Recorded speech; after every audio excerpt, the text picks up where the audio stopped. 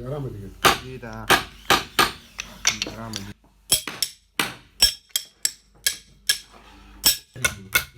ਸੋਇਆ ਚ ਇੱਕ ਰਿਜ਼ਲਟ ਉਹਦਾ ਆ ਰਿਹਾ ਸੀ ਗਰੀਬ ਦਾ ਸੁਬਾਹ ਅਗਰ ਨੈਟ ਖੁੱਲਿਆ ਸਾਰੇ ਚੀਜ਼ ਖੁੱਲ ਗਏ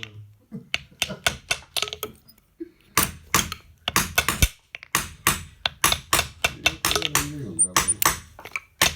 ਇਹ ਤਾਂ ਸਾਰੀ ਦੁਨੀਆ ਨੂੰ ਪਤਾ ਰਾਣਾ ਮੋਹਰ ਬਹੁਤ ਕੁੜੇ ਆਪਣੇ ਪਿੰਡ ਚ ਭਰਿਆ ਕਿਹਦਾ ਇਹ ਤਾਂ ਲੈ